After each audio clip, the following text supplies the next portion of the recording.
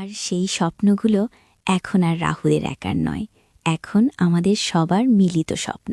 একটা সুন্দর পৃথিবী করার স্বপ্ন, যেখানে প্রত্যেকটা মানুষ সুখী হবে, কেউ অসহায় থাকবে না। আমাদের এই দীর্ঘ যাত্রার মাঝে অনেক প্রতিবন্ধকতাও এসেছে। কখনো অর্থের অভাব হয়েছে, কখনো সহযোগিতার অভাব, কিন্তু প্রতিবারই আমরা সেই বাধা অতিক্রম। রাত 2টোর হঠাৎ আমার ঘুম ভেঙে গেল। ঘুম ভাঙার কারণটা ছিল অদ্ভুত। আমার মনে হচ্ছিল কেউ যেন আমার নাম ধরে ডাকছে। চোখ খুলে দেখি রাহুল আমার বিছানার পাশে দাঁড়িয়ে আছে।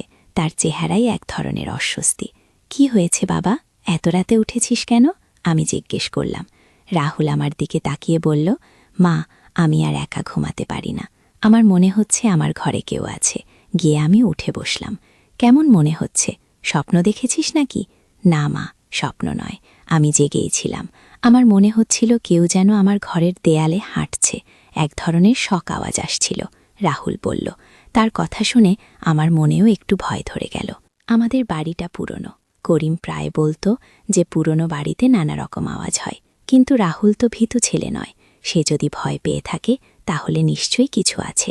ঠিক আছে, তুমি আজ আমার সাথেই ঘুমাও, কাল সকালে দেখা যাবে, আমি বললাম। রাহুল আমার বিছানায় শুয়ে পড়ল। কিছুক্ষণ আমরা নীরব থাকলাম। হঠাৎ রাহুল বলল, মা, আসলে আমি তোমাকে একটা কথা বলতে চাই। কি কথা? আমি জিজ্ঞেস করলাম। আমি গত কয়েকদিন ধরে রাতে অদ্ভুত স্বপ্ন দেখছি। স্বপ্নে দেখি আমাদের বাড়িতে একজন অচেনা মানুষ আসে। সেই মানুষটা আমাদের সবার সাথে কথা বলে, কিন্তু তার মুখটা কখনো পরিষ্কার দেখতে পাই না। রাহুলের কথা শুনে আমার গায়ে কাঁটা দিয়ে উঠল। কেমন মানুষ? কি বলে সে? সেই মানুষটা আমাকে বলে যে আমাদের বাড়িতে একটা গুপ্তধন লুকানো আছে, এবং সেই গুপ্তধনের সাথে আমাদের পরিবারের একটা পুরনো ইতিহাস জড়িত গো। আমি অবাক হয়ে রাহুলের দিকে তাকালাম। গুপ্তধন? এসব কি বলছিস? হ্যাঁ মা, স্বপ্নে সেই মানুষটা আমাকে দেখিয়েছিল যে আমাদের বাড়ির নিচতলার যে পুরনো আলমারিটা আছে তার পেছনে একটা গোপন দরজা আছে, গ্লু। এবার আমি সত্যি অবাক হলাম। আমাদের নিচতলায় সত্যি একটা পুরনো আলমারি আছে। সেটা করিমের দাদার আমলের। আমরা কখনো সেটা সরানোর চেষ্টা করিনি। রাহুল, তুমি কি সেই আলমারির কথা আগে কখনো ভেবেছিলে? আমি জিজ্ঞেস করলাম। না মা, আগে কখনো মনেই হয়নি, কিন্তু স্বপ্নের পর থেকে আমার মনে হচ্ছে যেন আমি সেই আলমারির ডাক শুনতে পাচ্ছি। রাহুলের কথাগুলো আমার কাছে অদ্ভুত লাগছিল, কিন্তু একেবারে অবিশ্বাস্য মনে হচ্ছিল না। আমি সিদ্ধান্ত নিলাম যে কাল সকালেই আলমারিটা পরীক্ষা করে দেখব। পরদিন সকালে করিম ফোন করল। সে বলল যে তার আরও একদিন চট্টগ্রামে থাকতে হবে। আমি রাহুলের স্বপ্নের কথা তাকে বললাম না, ভাবলাম আগে নিজেই একবার দেখি। নিশা স্কুলে চলে যাওয়ার পর আর রাহুল কলেজে যাওয়ার পর আমি নিচতলায় সেই আলমারির কাছে গেলাম। আলমারিটা খুবই ভারী, একা সরানো প্রায় অসম্ভব, কিন্তু আমি চেষ্টা করলাম। আলমারিটা আস্তে আস্তে সরাতে গিয়ে দেখি সত্যি এর পেছনে দেয়ালে একটা অদ্ভুত চিহ্ন আছে। চিহ্নটা দেখে মনে হচ্ছিল যেন কোনো পুরনো তালা বা চাবির ছাপ। আমি আরও ভালো করে দেখার জন্য টর্চ নিয়ে এলাম। টর্চের আলো দেখলাম যে চিহ্নটা আসলে দেয়ালে একটা ছোট গর্ত। গর্তটা এমনভাবে করা যেন কোনো চাবি ঢোকানোর জন্য। কিন্তু চাবি কোথায়? আমি ঘর খুঁজতে শুরু করলাম। হঠাৎ মনে পড়ল করিমের দাদা মারা যাওয়ার সময় একটা ছোট বাক্স রেখে গিয়েছিলেন। বাক্সটা আমাদের শোয়ার ঘরের আলমারিতে রাখা আছে। আমি দৌড়ে গিয়ে বাক্সটা নিয়ে এলাম। বাক্সটা খুলে দেখি তার মধ্যে কয়েকটা পুরনো কাগজ আর একটা অদ্ভুত দেখতে চাবি আছে। চাবিটা দেখে আমার মনে হলো এটাই সেই গর্তে মানানসই হতে পারে। আমি চাবিটা নিয়ে দেয়ালের গর্তে ঢোকানোর চেষ্টা করলাম। চাবিটা পারফেক্ট ফিট হলো। আমি চাবিটা ঘোরানোর সাথে সাথে একটা ক্লিক শব্দ হলো। হঠাৎ দেয়ালের একটা অংশ সরে গেল। আমার চোখের সামনে একটা ছোট গোপন কক্ষ দেখা দিল। কক্ষটা অন্ধকার ছিল। আমি টর্চ নিয়ে ভেতরে ঢুকলাম। কক্ষটা খুব ছোট, কিন্তু এর মধ্যে অনেক পুরনো জিনিস রাখা ছিল। একটা কোণে একটা পুরনো কাঠের বাক্স দেখতে পেলাম। বাক্সটা খোলার পর দেখি তার মধ্যে প্রচুর সোনার গয়না আর কিছু পুরনো মুদ্রা আছে। কিন্তু সবচেয়ে অবাক করা বিষয় ছিল একটা পুরনো ডায়েরি। ডায়েরিটা পড়ে আমি জানতে পারলাম যে এই সম্পদগুলো করিমের পরদাদার আমলের। তিনি ব্রিটিশ আমলে একজন ব্যবসায়ী ছিলেন এবং তার প্রচুর সম্পদ ছিল। ডায়েরিতে লেখা ছিল যে তিনি তার সম্পদ এই গোপন কক্ষে লুকিয়ে রেখেছিলেন, যাতে ব্রিটিশরা সেগুলো জব্দ করতে না পারে, এবং তিনি চেয়েছিলেন যে তার বংশধররা একদিন এই সম্পদ খুঁজে পাবে। আমি পুরো বিশ্বাসটা রাহুলকে বলার জন্য অধীর অপেক্ষায় ছিলাম। বিকেলে রাহুল কলেজ থেকে ফিরে এসে যখন আমার কাছে গোপন কক্ষের কথা শুনল, তখন সে অভিভূত হয়ে গেল।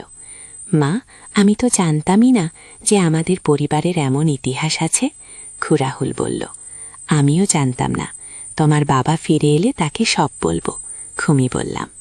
পরদিন করিম চট্টগ্রাম থেকে ফিরে এসে যখন পুরো ঘটনা শুনল, তখন সে বিশ্বাস করতেই পারছিল না। আমরা সবাই মিলে গোপন কক্ষটা দেখলাম। করিম বলল, আমার দাদা আমাকে কখনো এসব বলেননি। হয়তো তিনি চাইতেন আমরা নিজেরাই এটা আবিষ্কার করে গিয়ে। আমরা সিদ্ধান্ত নিলাম যে এই সম্পদ আমাদের পরিবারের ভবিষ্যতের জন্য ব্যবহার করব।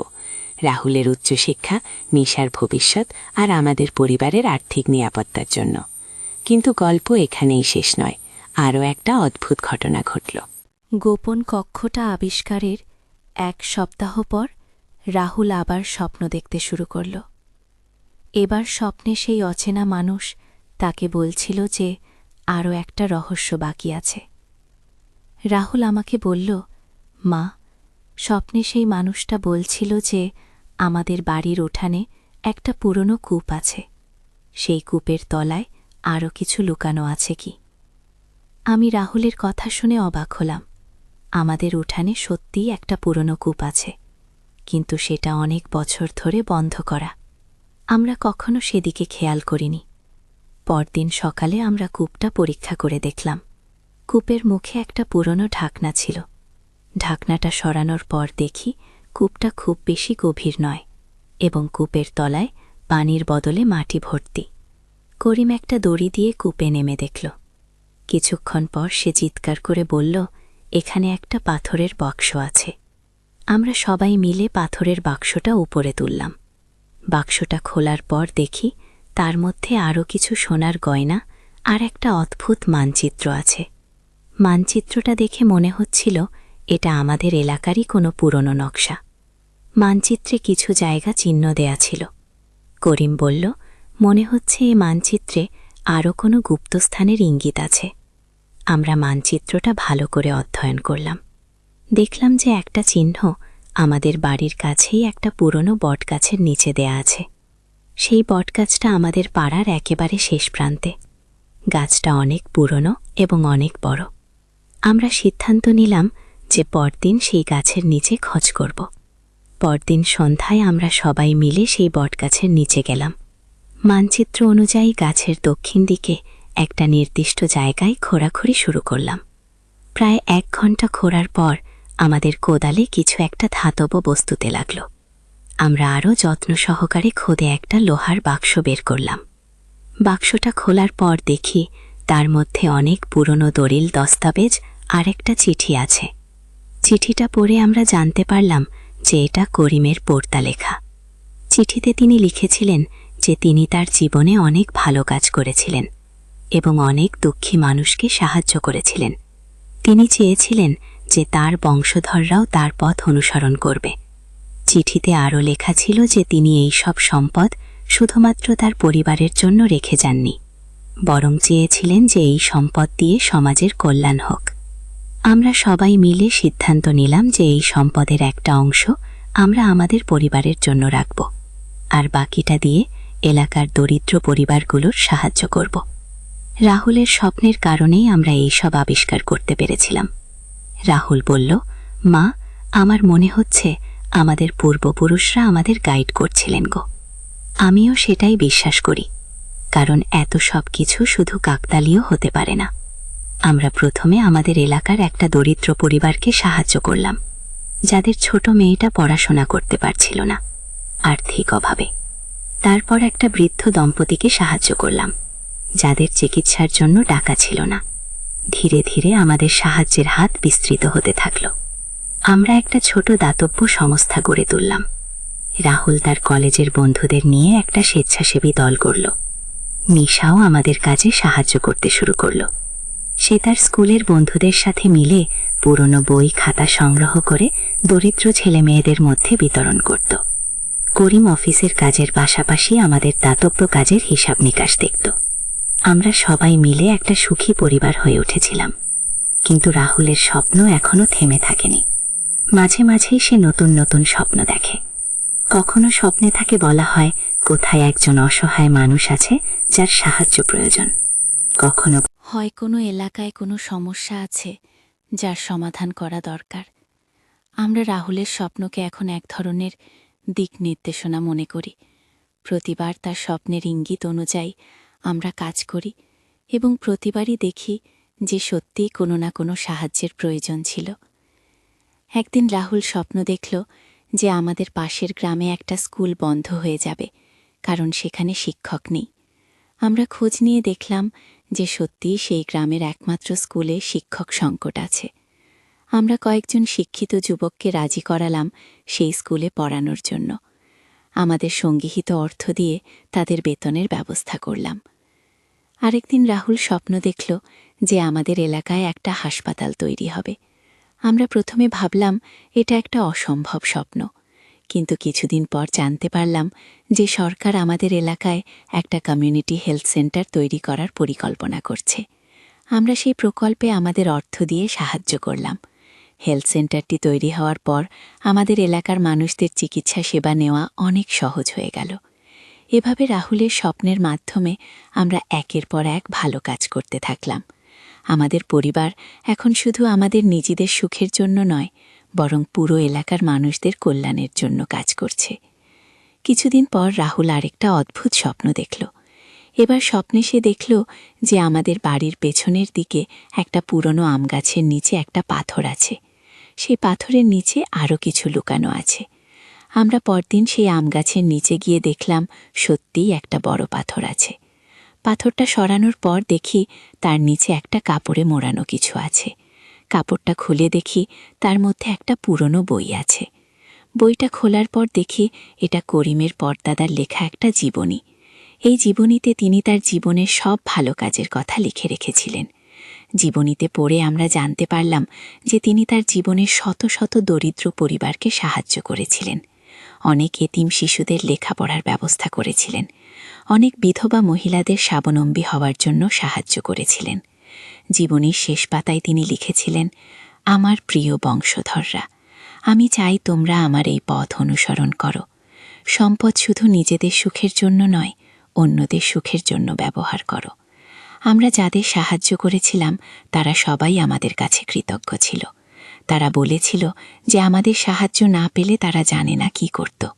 এই ঘটনার পর আমাদের এলাকার মানুষরা আমাদের পরিবারকে অন্যরকমভাবে দেখতে শুরু করল। তারা বুঝতে পারল যে আমরা শুধু নিজেদের কথা ভাবি না, বরং সবার কল্যাণ চাই। রাহুলের স্বপ্ন এখনও চলমান। প্রতি সপ্তাহে সে নতুন কোনো না কোনো স্বপ্ন দেখে, আর সেই স্বপ্ন অনুযায়ী আমরা নতুন নতুন সেবামূলক কাজ করি। একদিন রাহুল স্বপ্ন দেখল যে আমাদের এলাকায় একটা লাইব্রেরি তৈরি হবে। আমরা সেই স্বপ্ন বাস্তবায়নের জন্য কাজ শুরু করলাম।